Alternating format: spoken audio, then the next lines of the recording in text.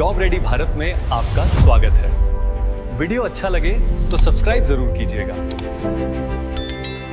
खासकर उन कैंडिडेट्स के लिए जो यूपीएससी या एसएससी जैसी प्रतियोगी परीक्षाओं की तैयारी कर रहे हैं। जी। और आज का हमारा विषय बहुत ही दिलचस्प है, पुरस्कार एवं सम्मान, भारत एवं विश्व के प्रमुख पुरस्कार। और इसमें हमारे पास 2025 और 2026 के बिल्कुल ताज़ा अपडेट्स हैं। हाँ, और आज का नियम बहुत साफ है। हम बिल्कुल एक क्लासरूम की तरह आगे बढ़ेंगे। हमारे सामने एक पीडीएफ प्रेजेंटेशन है और हम हर एक स्लाइड, हर एक बुलेट पॉइंट का विश्लेषण करेंगे ताकि परीक्षा के लिए कुछ भी, मतलब एक सिंगल फैक्ट भी ना छूटे। तो चलिए बिना देरी किए शुरू करते हैं। अब हम स्लाइड 1 देख रहे हैं। इस स्लाइड के सेंटर में टाइटल लिखा है पुरस्कार एवं सम्मान, मास्टर क्लास सीरीज 2025-2026 अपडेट्स। तो अब हम स्लाइड 2 देख रहे हैं। यहाँ पुरस्कारों का परिचय दिया गया है। मैं यहाँ लिखी तीनों हेडिंग्स और उनके पॉइंट्स शब्दशः पढ़ता हूँ। पहली हेडिंग है पुरस्कार क्या है, और इसके नीचे लिखा है उत्कृष्ट कार्यों, असाधारण उपलब्धियों और निस्वार्थ सेवा के लिए समाज या राष्ट्र द्वारा दी जाने वाली आधिकारिक मान्यता। यहाँ आधिकारिक मान्यता या ऑफिशियल रिकॉग्निशन शब्द बहुत अहम है। मतलब जब कोई इंसान अपने स्वार्थ से ऊपर उठकर कुछ करता है तो समाज उसे एक तरह से धन्यवाद कहता है। जी। ये उसी धन्यवाद का एक ऑफिशियल रूप है। जी। और इसके बाद जो दूसरी हेडिंग है वो है सम्मान का महत्व।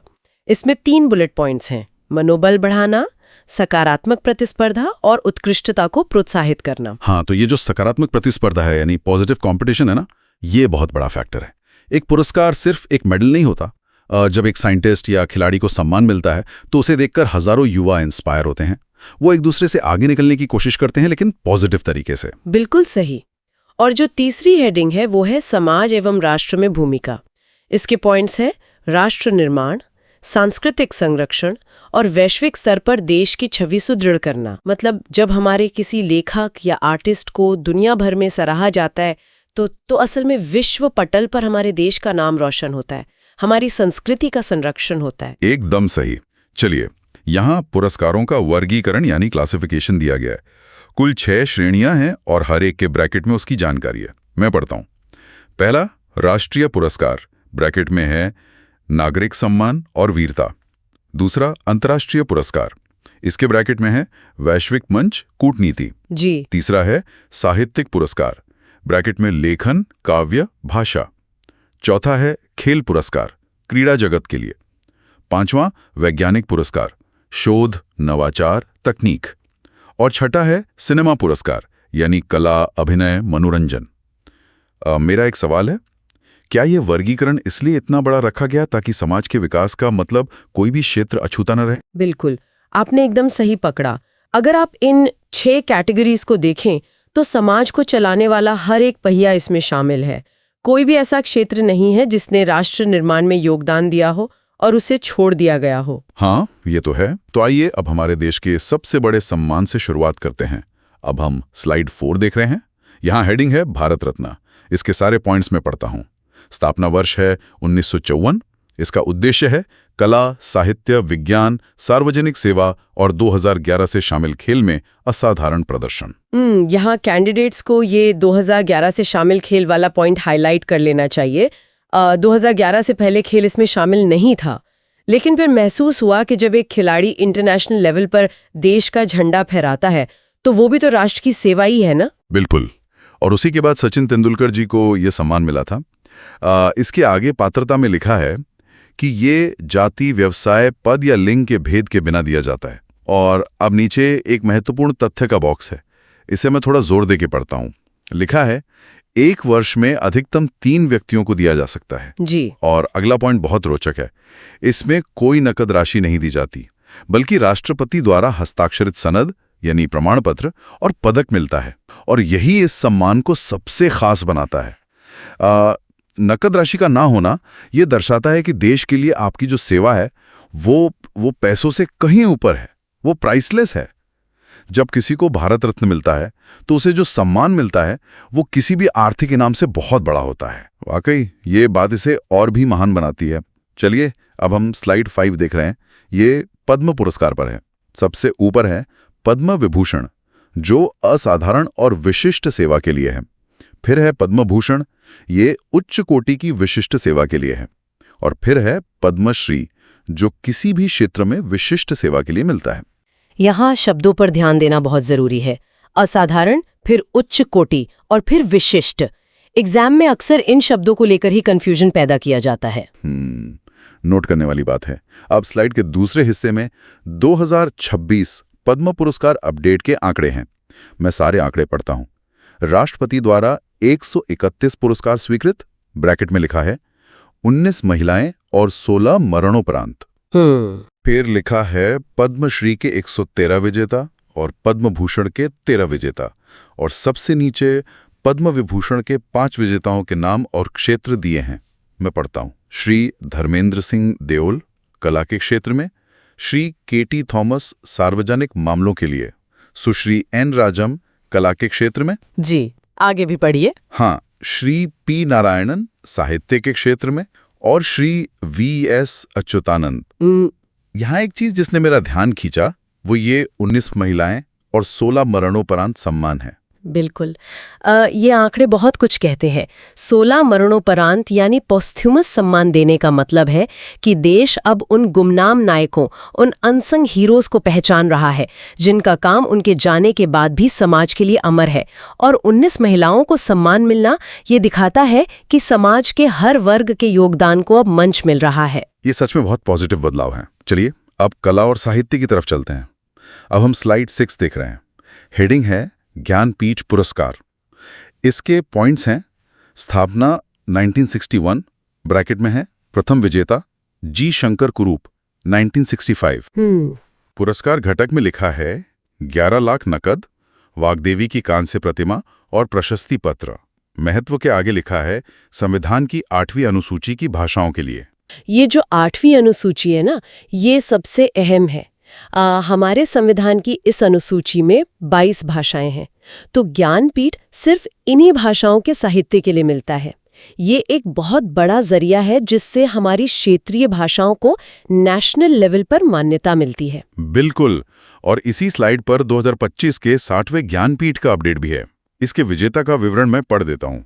विजेता वीरामुथु, जो तमिल लेखक और गीतकार हैं। ये सम्मान पाने वाले तीसरे तमिल लेखक, और 2003 में कल्लिकडू इतिहासम के लिए साहित्य अकादमी मिला था। जी, तो वीरामुथु जी का उदाहरण ही देख लीजिए। एक क्षेत्रीय भाषा यानी तमिल के साहित्य को जब इतना बड़ा राष्ट्रीय सम्मान मिलता है तो वो भाषा और उसका साहित्य पूरे देश के सामने आता है। सही बात है। अब सिनेमा की बात करते हैं। अब हम स्लाइड 7 देख रहे हैं। यहाँ दादा साहेब फाल्के पुरस्कार की जानकारी है। शुरुआत 1969, ब्रैकेट में है प्रथम देविका रानी। महत्व में लिखा है भारतीय सिनेमा के जनक धूंडीराज गोविंद फाल्के की स्मृति में। बिल्कुल। इसके घटक हैं स्वर्ण कमल, 10 लाख रुपए नकद और शॉल। अब हालिया विजेता यानी 2023 के लिए इसका विवरण है। विजेता मोहनलाल, मलयालम सुपरस्टार, जिन्हें सितंबर 2025 में 71वें राष्ट्रीय फिल्म पुरस्कार समारोह में ये मिला। और कारण में लिखा है 400 से अधिक फिल्मों में योगदान। हाँ, ये देखकर तो ऐसा लग रहा है कि ये किसी एक फिल्म के लिए नहीं बल्कि लाइफ टाइम अचीवमेंट की तरह है। हाँ, बिल्कुल। दादा साहेब फाल्के पुरस्कार का मतलब ही यही है। ये ऑस्कर के बेस्ट एक्टर की तरह एक साल की परफॉर्मेंस के लिए नहीं है। मोहनलाल जी ने जो 400 से ज्यादा फिल्में की हैं, वो एक पूरी जिंदगी का डेडिकेशन है। ये सम्मान सिनेमा के प्रति उसी जीवन भर के योगदान का जश्न है। क्या बात है। चलिए अब मैदान की तरफ रुख करते हैं। अब हम स्लाइड 8 देख रहे हैं। हेडिंग है भारत के प्रमुख खेल सम्मान। यहाँ 2 पुरस्कारों के तथ्य हैं। पहला मेजर ध्यानचंद खेल रत्न, ब्रैकेट में है सर्वोच्च, 4 वर्षों में शानदार प्रदर्शन। दूसरा है अर्जुन पुरस्कार, ब्रैकेट में है स्थापना 1961, 4 वर्षों तक उत्कृष्ट प्रदर्शन, नेतृत्व, खेल भावना, अनुशासन। और इसके नीचे चयन प्रक्रिया लिखी है, युवा मामले एवं खेल मंत्रालय द्वारा गठित विशेष समिति द्वारा चयन। एक बात बताइए, ये जो दोनों में 4 साल की अवधि का नियम है, ये क्यों रखा गया है? ये बहुत ही तार्किक सवाल है। देखिए, खेल में अक्सर ऐसा होता है कि कोई खिलाड़ी एक साल बहुत ही शानदार खेलता है, जिसे हम वन हिट वंडर कहते हैं। लेकिन क्या वो 4 साल तक वही फॉर्म, वही फिटनेस बनाए रख सकता है? ये 4 साल का नियम असल में खिलाड़ी की निरंतरता यानी कंसिस्टेंसी को परखता है, ना कि सिर्फ एक दिन के प्रदर्शन को। अच्छा, तो मतलब ये लंबी रेस के घोड़ों के लिए। चलिए अब अंतर्राष्ट्रीय मंच पर चलते हैं। अब हम स्लाइड 9 देख रहे हैं। यहाँ विश्व के सबसे बड़े पुरस्कार नोबेल पुरस्कार की बात है। मैं बुलेट पॉइंट्स पढ़ता हूँ। स्थापना स्वीडिश वैज्ञानिक अल्फ्रेड नोबेल की वसीयत 1895। 1901 में पहली बार प्रदान। 6 क्षेत्र भौतिकी, चिकित्सा, शांति, रसायन, साहित्य और अर्थशास्त्र। अर्थशास्त्र के ब्रैकेट में लिखा है 1968 में जुड़ा। अर्थशास्त्र वाला पॉइंट बहुत इंपॉर्टेंट है। शुरुआत में अर्थशास्त्र इसमें नहीं था, लेकिन 20वीं सदी में दुनिया को समझ आया कि देशों के विकास में अर्थशास्त्र एक बहुत बड़ा विज्ञान है। इसीलिए 1968 में इसे नोबेल की सूची में जोड़ा गया। और फिर भारतीय विजेताओं के नाम हैं रविंद्रनाथ टैगोर जो प्रथम थे, सीवी रमन, मदर टेरेसा और अमर्त्य सेन। ये ओस्लो और स्टॉकहोम का क्या चक्कर है? हाँ, ये भौगोलिक अंतर एग्जाम के लिए बहुत जरूरी है। उन्होंने वसीयत में लिखा कि शांति पुरस्कार का फैसला नॉर्वे की समिति करेगी। तो जब दोनों देश अलग हुए तब भी उन्होंने इस नियम का सम्मान किया। इसीलिए शांति पुरस्कार ओस्लो में मिलता है और बाकी सब स्टॉकहोम में। वाकई ये ऐतिहासिक संदर्भ बहुत दिलचस्प है। अब हम स्लाइड 10 देख रहे हैं। ये ऑस्कर पुरस्कार के बारे में है। लिखा है लॉस एंजलिस में आयोजित और 98th ऑस्कर 2026 के विजेताओं की सूची है। सर्वश्रेष्ठ film one battle after another bracket में है कुल 6 पुरस्कार। सर्वश्रेष्ठ निर्देशक पॉल थॉमस एंडरसन। सर्वश्रेष्ठ अभिनेता माइकल बी जॉर्डन ब्रैकेट में फिल्म सिनर्स 4 पुरस्कार। सर्वश्रेष्ठ अभिनेत्री जेसी बकली फिल्म हैमनेट। और अंत में एक ऐतिहासिक तथ्य है, सर्वश्रेष्ठ कास्टिंग का पहला ऑस्कर कसांड्रा कुलुकुंडिस को मिला। मतलब इतने सालों बाद कास्टिंग के लिए कैटेगरी। हाँ, और ये सिनेमा के इतिहास का बहुत बड़ा, बहुत ही ऐतिहासिक बदलाव है। अब तक सिर्फ पर्दे पर दिखने वालों को या तकनीकी लोगों को ऑस्कर मिलता था, लेकिन सही एक्टर को खोजना यानी कास्टिंग ये एक अदृश्य कला है। इसके बिना फिल्म बनी नहीं सकती। तो 98 साल बाद इस कैटेगरी का आना गुमनाम रचनाकारों को उनका हक देना है। बिल्कुल सही। अब हम नवीनतम अपडेट्स वाले सेक्शन में आ गए हैं। अब हम स्लाइड 11 देख रहे हैं। हेडिंग है अन्य महत्वपूर्ण अंतर्राष्ट्रीय सम्मान। लिखा है बुकर जो साहित्य के लिए है, पुलित्जर पत्रकारिता के लिए और ग्रैमी संगीत के लिए। जी। इसके नीचे 2025-2026 के कुछ खास अपडेट्स हैं। वीरता पुरस्कार 2026 ग्रुप कैप्टन शुभांशु शुक्ला को अशोक चक्र।